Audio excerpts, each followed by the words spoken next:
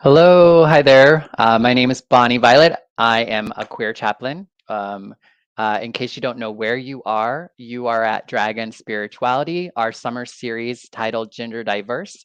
This is episode 9 of 12. As just a little, you may have noticed the title change. We originally were going to have Veronica Electronica this evening from Nashville. She had a medical emergency, so we can keep her in our prayers and thoughts, or candle lightings, or whatever it is that we do when folks are, in distress. And thankfully, we are able to have King Julez come in their place, who was originally scheduled for October the 5th. So a little bit more about me. I'm a trans, femme, genderqueer, spiritual drag artist, and digital chaplain. It's a little bit of a mouthful. And this particular series is brought to you in collaboration with the Drag and Spirituality Summit that will be taking place October 7th, 8th, and 9th in Chicago, Illinois, in the neighborhood, the Boys Town, Lakeview neighborhood. You can register today at dragandspirituality.com. You can look for the links in the description. If you're listening to this after October the 7th, 8th, and 9th, know that we're going to do it next year too, probably in San Francisco. So either way, just check out the website and just follow it and follow us. All right, without further ado, I'm going to go ahead and bring on our guest this evening. Hey, King Julez. Hi. Thank you so much for having me. I'm so glad that you could be here this evening. We've worked with each other for quite some time, but I think this is the first time we'll actually get to dive deep with one another, so I'm excited about it. Yeah, me too. Awesome. And would you go ahead and introduce yourself to the audience real quick? Sure. So as Bonnie said, my name is King Julez. I use they them pronouns. I currently reside in Toronto, Ontario, which is in Canada. So most of our community for this event is in the United States at the moment. So it's fun to be the northern neighbor. I'm involved in the United Church of Canada and have been doing drag for quite a few years. So it's really fun to just kind of bring it all together. Awesome. Great. Thanks for introducing yourself. As I often say, I'm not very good at foreplay. I like to get right into right into the meat of it all, I guess. And so, could you tell us a little bit about your experience with spirituality as a young person or a child? Yeah, so I have been a member of the United Church of Canada for my whole life. I started going to Sunday school very regularly when I was about 7 or 8 years old, which is very soon after that I got my call to ministry, which was a very spiritual experience. But a lot of my spiritual experiences actually happened at summer camp. So I would go to a summer camp at a certain lake near where I lived every summer, and we did so many amazing things that just really opened my eyes to the ways that I can connect both to, for me, connect to God, to connect to the universe, but also connect to the earth, the world around me, the people in my community. Yeah, and that's really stuck with me since then. Awesome. So the spirituality you as a child and your understanding hasn't really changed much. I It has changed in that my understanding and my engagement with my spirituality has gotten much deeper, and I'm able to conceptualize and ask more questions and understand my doubts a little bit more. So when I was a child, I just thought, I had a lot of the ideas that these things that were happening were just magic, and I was, the only one seeing them, and it was surreal to me, and I didn't really understand what was going on. I just sort of went with it because I thought it was cool. And then when I got my call to ministry, it was a very Samuel-esque story. For those of you that are familiar with the biblical story of Samuel, so long story short, it's a child who wakes up many times in the night thinking that the old man that he lives with is calling him, but he's just hearing God calling him over and over again throughout the evening. So I had a moment very similar to that as a child, and then the following Sunday we read that story in Sunday school, and Hmm. it sort of started to make sense. And so since then, I've been engaging more and more with my faith, with spirituality. And in recent years, I've also been diving into interfaith dialogues and really hearing about how other people are engaging with their spiritualities. And it's only enriched my own, doing practices that other people do, trying them out. How do I connect? Where do I connect? What are some different ways for me to feel energy, feel spirit, feel love? Um, Yeah.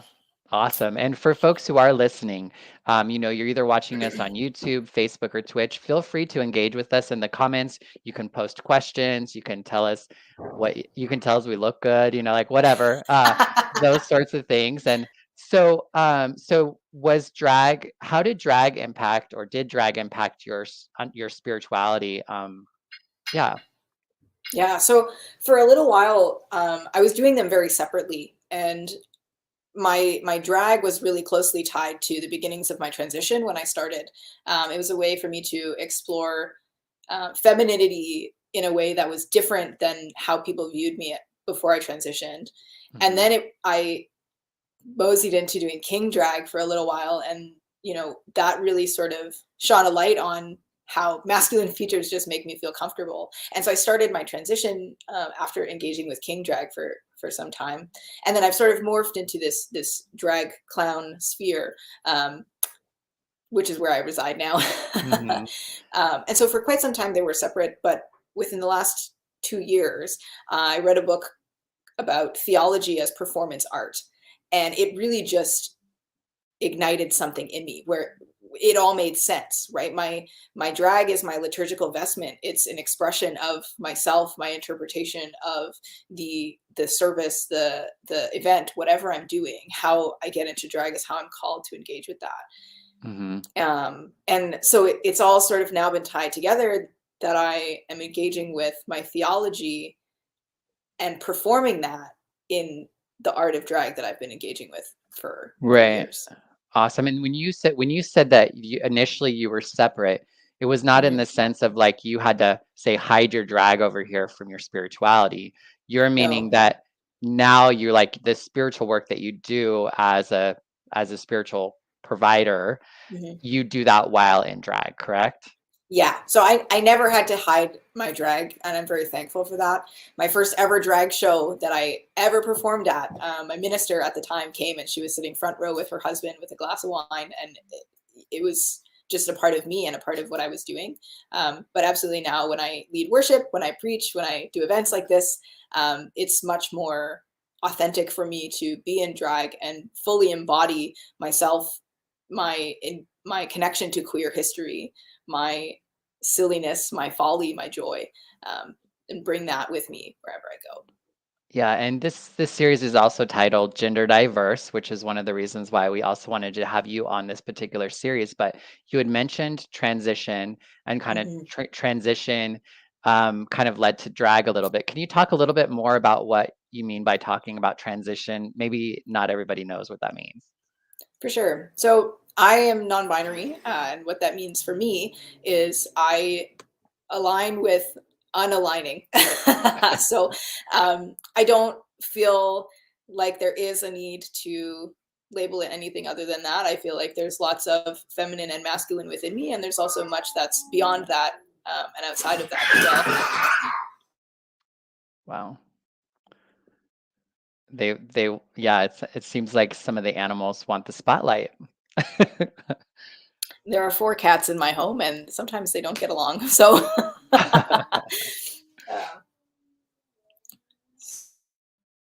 Yep, no problem.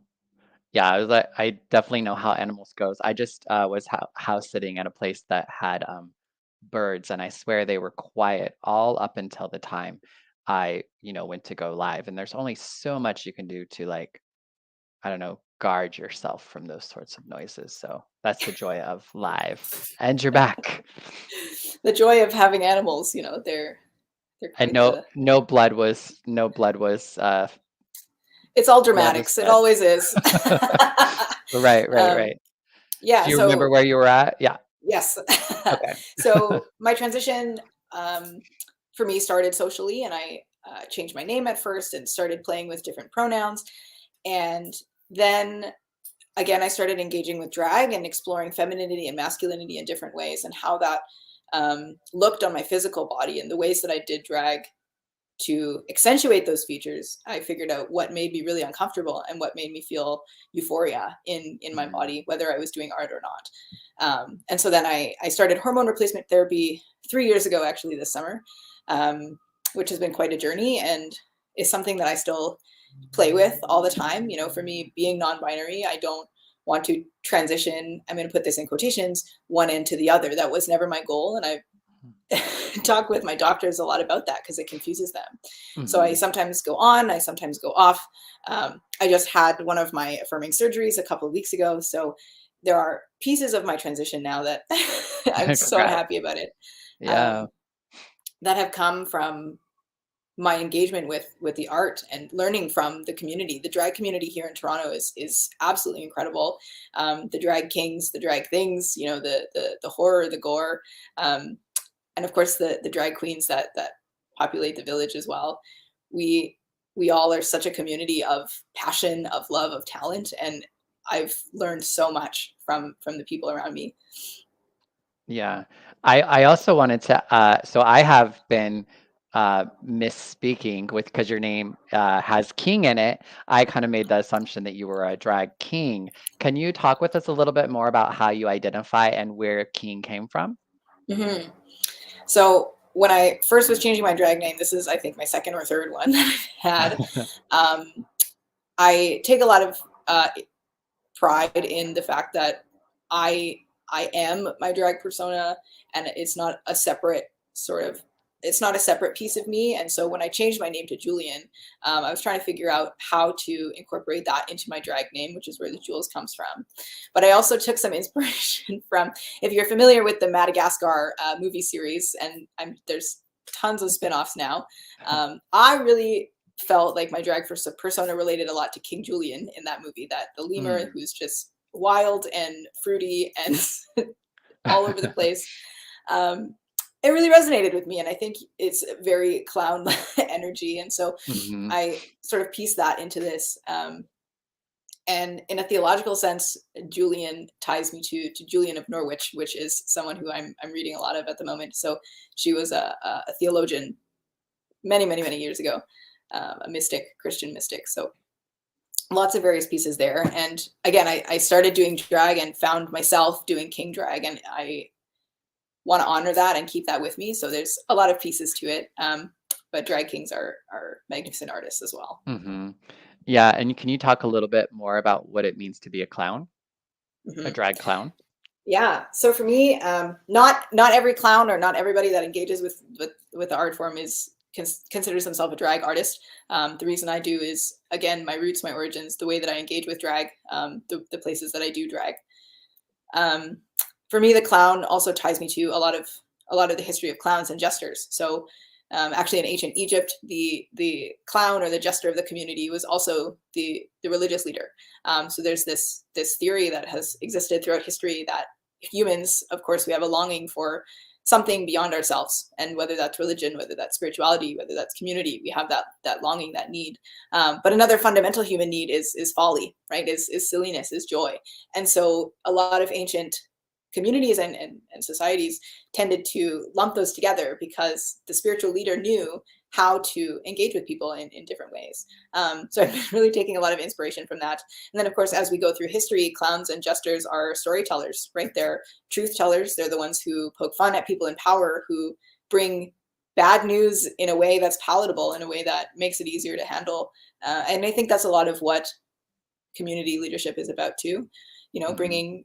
bringing news, making things make sense, being there for people, and also having a little fun, right? And I think also as a white Christian in Canada, it's important for me to poke at the systems of power that, you know, have privileged me but have disadvantaged so many others. And that's a huge part of my ministry. And so to have that history, both in the queer community and in clowns and jesters throughout history, again, sort of ties it all together for me really, um, really tightly.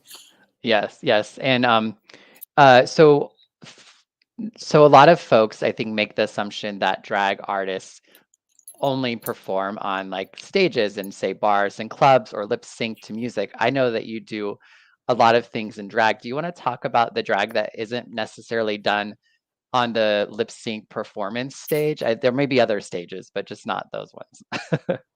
Yeah, of course. And even in those venues, there's different kinds of drags, you know, drag. Of course. Um, I know plenty of drag artists now that are exploring the places in their life that they can do it.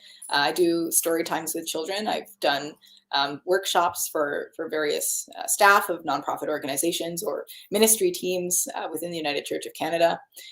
We do, what else have I done? I do a lot of worships, a lot of gatherings.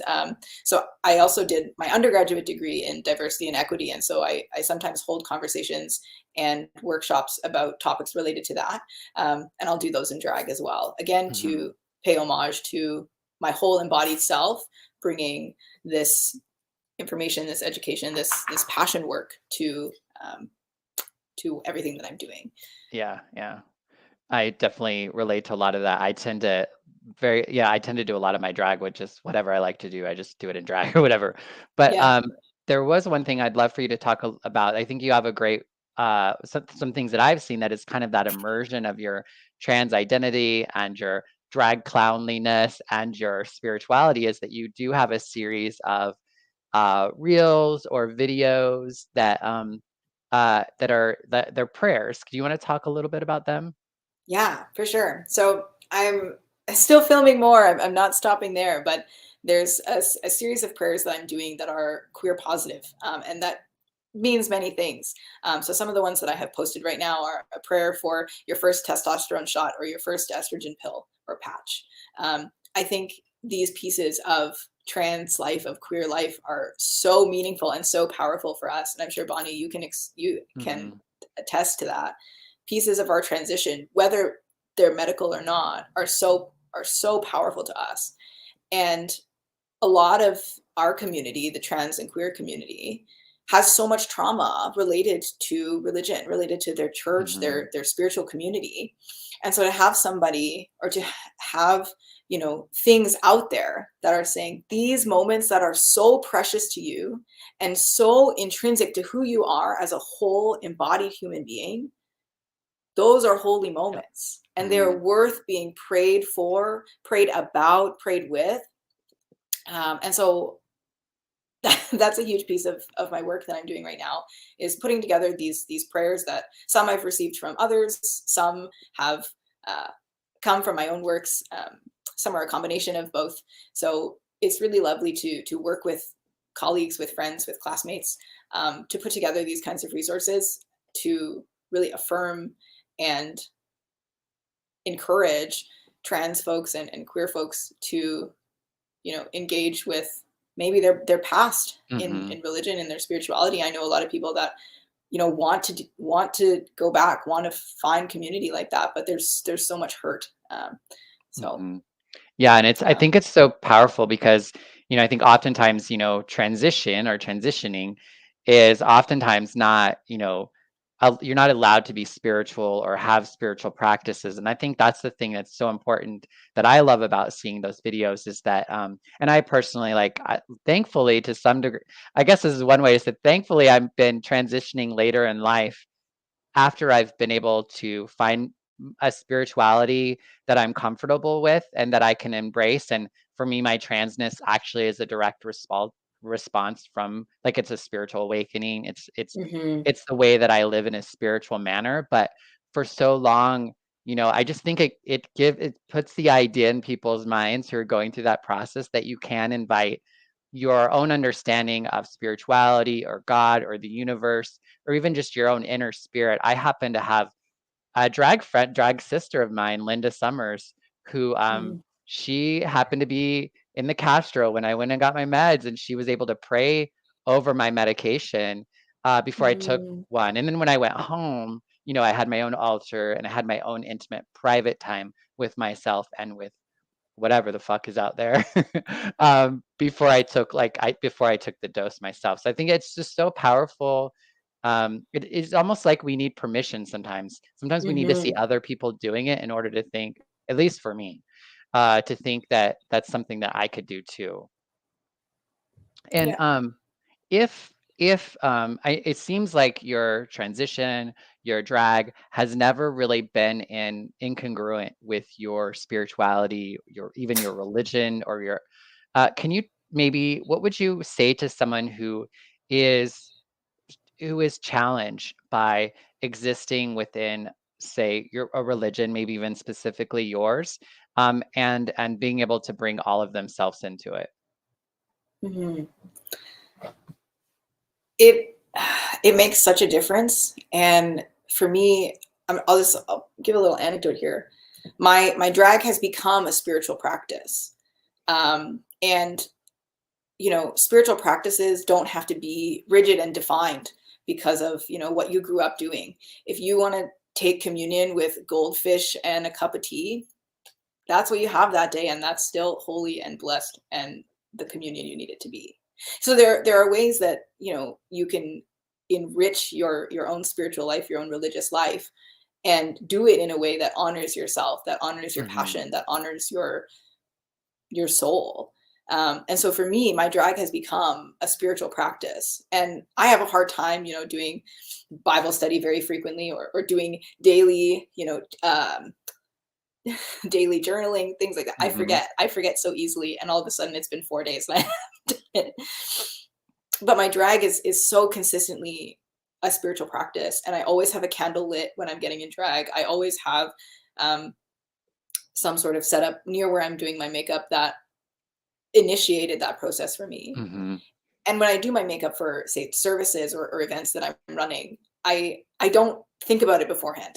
And I know that sounds really chaotic, but what I do is I take some time before I start getting ready. I read through, say, the order of service, or the itinerary of the event that I'm doing. I listen to the hymns, or I read the lyrics of the hymns, usually both. Go over my sermon or my piece in the event, and then I just sort of go.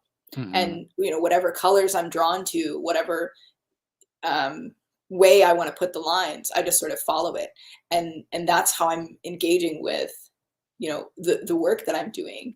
Is I kind of joke, it's like, okay, what's the vibe, let's do it. Mm-hmm. And it really is that simple, and it's a way for me to connect to the spirit, and where I'm being guided to do that service. And more than once I've gone to guest preach at various congregations, and I'll do just this. I've never been to this church before, I don't know. I don't know the congregation, I've never seen pictures, but I'll read through the order of service, look through the sermons, look through my sermon and the hymns, and I'll do my makeup, and I'll get to the church, and the colors that I put on my face are the colors that are in the sanctuary. Oh, And this wow. has happened more than once. And one time it was, the carpet and the banners. The most recent time, it was the stained glass windows that were around. I had chosen 4 colors for my face, and it was the 4 colors in the windows. Oh, And wow. it's so powerful. And I have to take a step back every time this Mm-hmm. happens, because it's so affirming that, my art and the way that I'm embodying myself is so deeply connected to the universe and to the work that I'm doing. And to Mm-hmm. have it be so obvious to me, um, I can't even Yeah. put it into words sometimes. Like it's insane.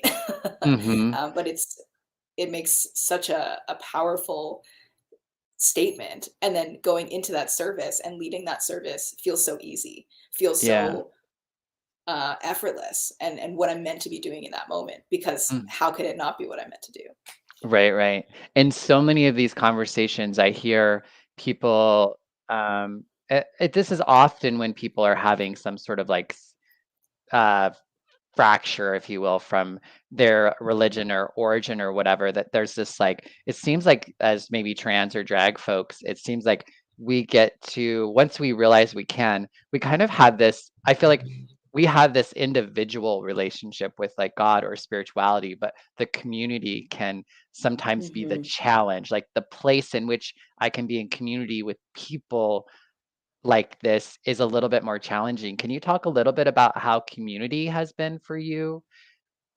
Yeah. So community is everything to me, both as a raging extrovert and somebody who likes to take care of people. Having community around me, friendships, acquaintanceships, friends, colleagues, all of this is so important to me. And I find myself in many different communities of people. And I always make the joke, right? In the church or the religious world, you have to come out as queer, and in the queer world, you have to come out as religious, Yep. right? It's this sort of there's so much history, and it's so valid, but it's quite funny for somebody who's very passionately Mhm. involved in both. And my religious communities, I'm very blessed to say that I've had pretty much nothing but positive experiences. People take time to learn, of course, and that's a part of life. But a lot of my church communities have been very open to learning, to being told they're wrong, to being corrected, to engaging with new vocabulary and doing that stuff, and that has meant the world to me. I moved to Toronto away from my family. My family's all in Vancouver. And so when I moved to Toronto, I moved out here by myself. And that's when I started to think about my transition and kind of come to terms with this within the last 5 years. And if my church wasn't supportive, I don't know what I would have done, because, they held my hand through the many, many, many name changes I went through. And it threw off a lot of the people, but they went with it, and I don't know what I would have done without that. And on the flip side, the queer community in Toronto is incredible. There's so many people who help each other, who look out for each other, who raised funds for each other during the pandemic, who give each other jobs, who make sure that we're taken care of. It makes such a difference, and it's so important to have that and to engage in your communities as your full self. Because if you are your full self around the people that are around you, they know you, right. They love you, they care for you, they want to take care of you, and they'll know how if you let them. Yeah, and you won't find yourself like all of a sudden in a group with a bunch of people that don't get you, don't see you, and you're like, I don't even know why I'm here. Yeah, it's so easy to get into that space of like being somebody we're not, just so that we can be somewhere. It sounded like there's been like a lot of positive and a lot of really great things that drag and even your spirituality has brought into your life. What would you say has been one of the more difficult or challenging parts of your spiritual drag experience? I think it's the reputation that drag has with some communities of folks, within religious communities, within spiritual communities, that drag is this nightlife, sex crazy, drunk, drug infested thing. That's where that happens. That's where that art form is from.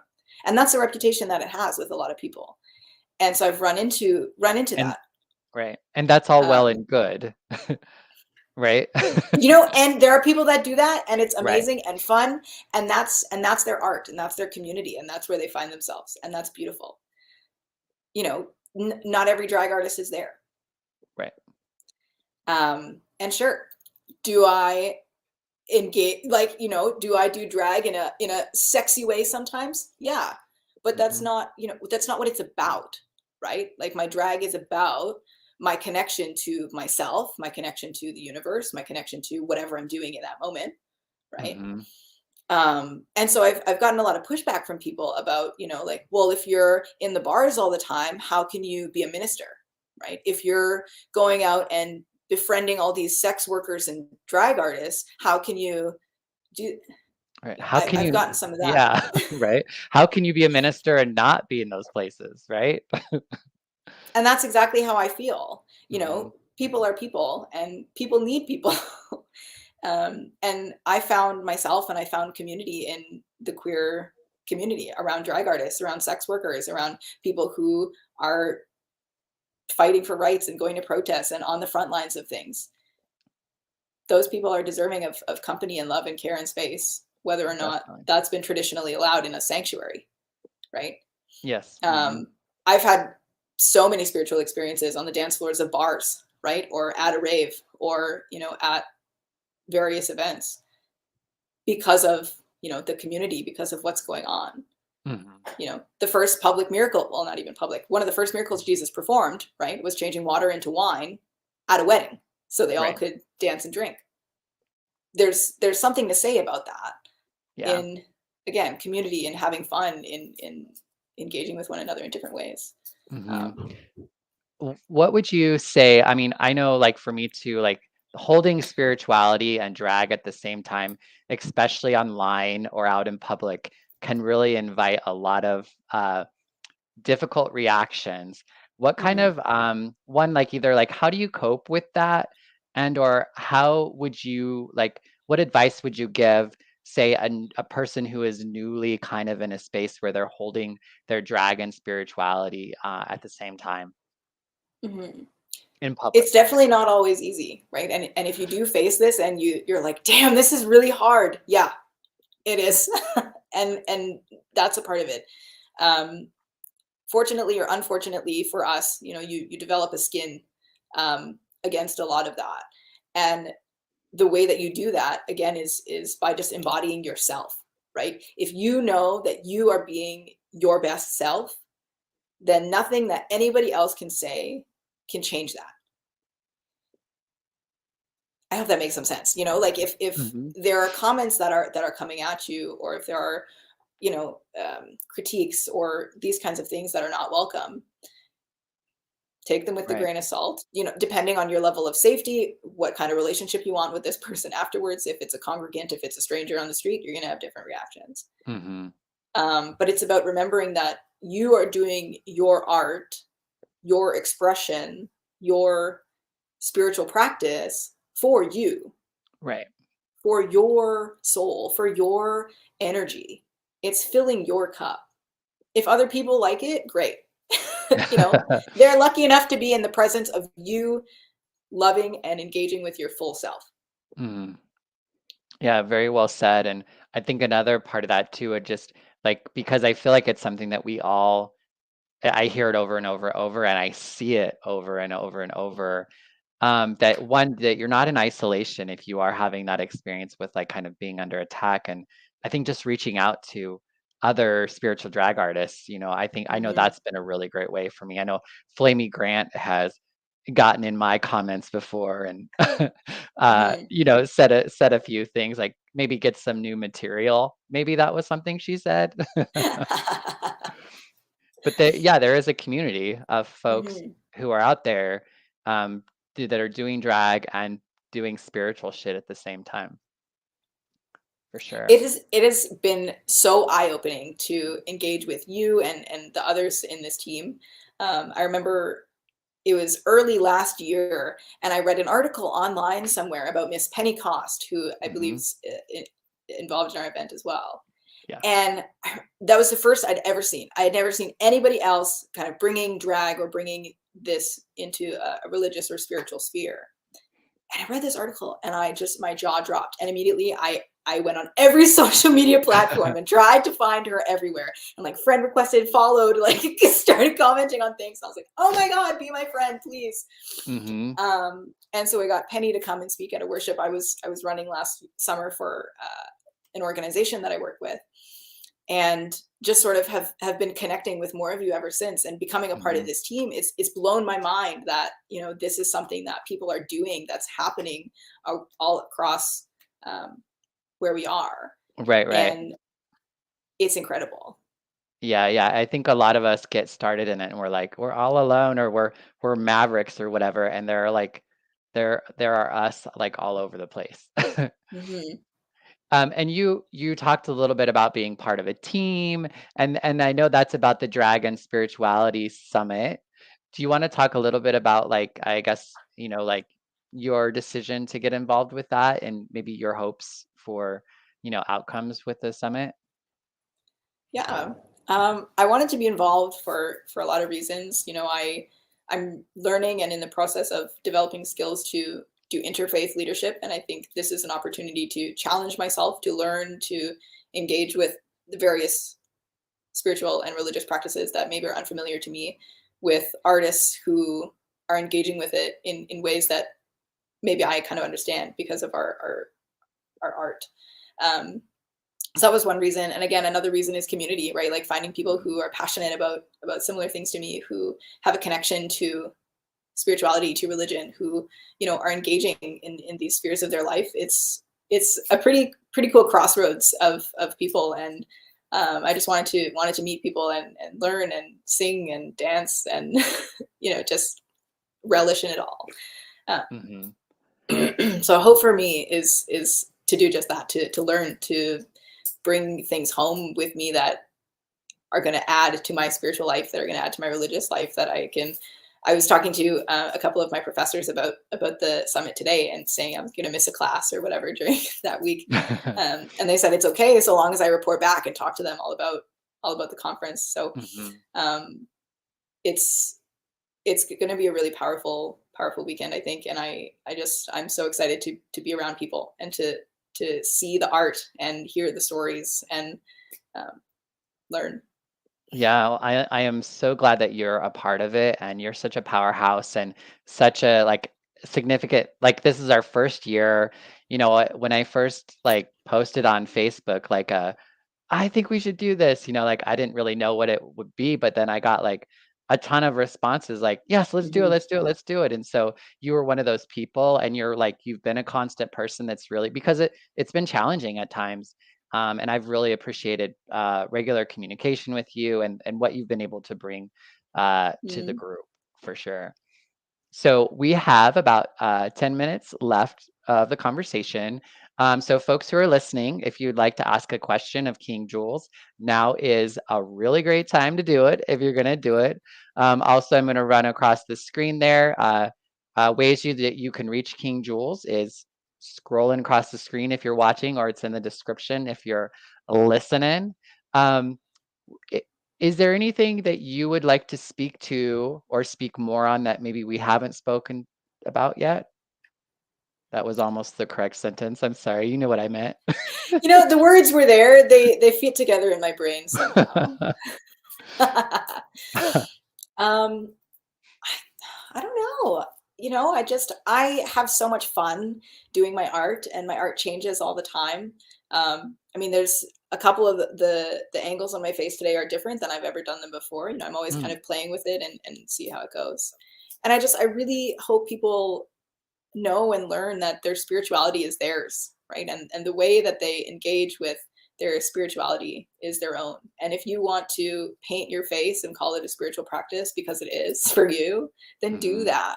If you want to, I know people that, walk themselves through mindfulness practices as they're cooking, right? And cooking meals is their spiritual practice. There are so many different ways that we can engage, and being wholly and authentically yourself and embodying your full self is such a peaceful and mm. just cup filling way to live. Yeah, and since I started bringing my drag into my religious and spiritual spheres, it has just blossomed and opened up much more than I ever thought was possible. Mhm. I'm curious. First I was like, what is your dream for? But what I'd like to say is like, what would you like to put out in the universe and maybe manifest that like you would like to see King Julez do in the future? It looks like we do have a question too. Let's go to the question first, and I'll ask you that again. Um, so a Facebook user says, "Hi there. I'm so glad to be here watching you tonight. I need some prayers at the moment. I have a very long backstory to tell you, but basically I'm a trans, bi, gender transvestite who wants to become a drag queen. I lost my job last month and I feel really down about myself. Can you please pray that I can find a way forward? My drag name is Vicky Shock." Thank you for being here with us, Vicky. So And lovely to. we'll definitely say a prayer for you. Thank you for sharing your testimony and your experience with us here this evening. And then there's another question here. Levi asks, what have your experiences been like performing drag as a spiritual practice in queer spaces? Like was mentioned, so many of us have trauma from spiritual experience. How do you approach that? Great question. That's a really good question. So the way that I haven't performed in a bar or in a queer space in quite some time. Throughout the pandemic, I stayed home. I was living with somebody who was immunocompromised, and I didn't have the time or space or materials to do online, so I just engaged with it in different ways. When I have performed in queer spaces, the performance itself isn't the spiritual practice, but the spiritual practice for me is getting into drag and Mhm, embodying myself. That's the spiritual practice for me. And so when I've performed in queer spaces, I do a lot of lip syncs. I sing as well, so I do that sometimes. I haven't taken to a stage in a queer space and offered prayer or offered that kind of thing just yet. I think I'm going through some schooling. I'm in seminary right now, so I'm going through some schooling about spiritual care and counseling, and I want to have some of those tools, I think, before I start doing these spiritual things or religious related things in queer spaces, just because I don't want to, possibly bring up trauma or trigger people or hurt people and not have the tools to help. Because I think that's really irresponsible and really harmful to people potentially. So I've done a lot of lip syncing and various other forms of performance in queer space, but in that context, the spiritual practice for me is getting into drag. Yeah, yeah. And I think oftentimes, I mean, I think it is something we have to be really careful for. I know for so long as a queer person, I was a person who had spiritual trauma, and like I was very protective of my community too, like from Mm-hmm. like spiritual people or religion as well. So I mean, I think one of the things that I would add to it is just like, I think attraction, not promotion, in the sense that I think I think when we live our lives in a certain way and we become seen in a certain way, I think people will come to us Mm-hmm. when they're ready. So I think just being able to be open about the fact that you are a spiritual person and that you do drag, I think can be one way to do it. And then it kind of invites people to then come to you and talk to you about how that works for them. Because Mm-hmm. it can be really, I think it's a very sensitive um, topic to just kind of like bring up. Absolutely. And I always put things out online or when I'm in person with people. I work in the church. It's very obvious and very publicly what I do. And I always let people know, like, if there is ever a moment you want me to light a candle for you, you want me to add your name to a prayer list, you want me to do this, please let me know. I will never do anything like that without anybody's permission. Hmm. I'm not about that.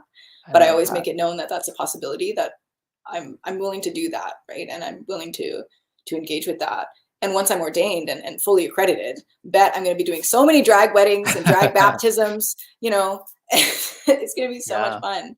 Um, and ordained ministry and congregational ministry is the pipe dream, is the long term goal. And bringing my drag to that space and embodying that, and it's really symbolic and really powerful. Um, and I'm just I love it so much. Well, and it sounds like you kind of in that answer also answered my question about like if you could manifest King Jules at some location doing something, what would that Mhm. be? Yeah, I'm very, very passionate about community leadership and congregational leadership, and whether that looks like a traveling ministry that I bring to different communities at different times. I always joke I'll be the traveling circus. um, Mhm. or I nestle with a community who wants to learn and grow and engage with art in cool ways. The possibilities are endless, and I know the universe will take me where I'm meant to be. Um, I've been saying this for a few years, but I think in the future I would also really love to be moderator of the United Church, which is a position in the church of leadership in the national church broadly. Um, I think it would be quite the experience, and I want to be able to do that and bring my gifts and my skills to that, and in that bringing everything that I've learned from everybody around me Right, to that right. space as well. Well, awesome. I can't wait for that to happen for you and for your community. I want to say thank you so much for joining me this evening. And thanks everyone who joined us in this conversation. It was a really, really great conversation. It seemed like we covered a lot of bases, and I'm excited to meet you in the flesh in real life. Me um, too. in just like less than a month away at the Dragon Spirituality Summit. And thanks again for just being involved and the work that you do. I wanted to on our way out, one, obviously check out dragonspirituality.com. We'd love to have you at the summit. If you can be there in real life, hashtag in person, whatever, that's great. But we also will be live streaming a lot of the panels and the keynotes. So there Mhm. is ways to engage with us virtually if that is what all that you're able to do. We do want to try to increase accessibility as much as possible. On the way out too, I normally play like a little like commercial kind of thing for the next thing. And Anyway, next week it's Justin Case, who is a drag king out of LA.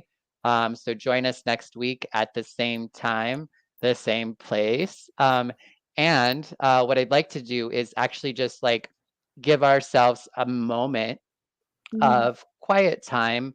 And I would like to put back up Vicky Shock's kind of prayer request and just give everyone a moment to, in their own way, to just spend some time and some energy, whether that's prayer, lighting candles, meditation, whatever it is, writing a note, however way that is, to just take some time and, think of Vicky Shock this evening. And we'll do that for like the next 30 minutes or so. So if you're watching live, just take this moment of silence. If you're listening to us on the podcast later, just do the same as well. Thanks so much. And we'll do a moment of silence.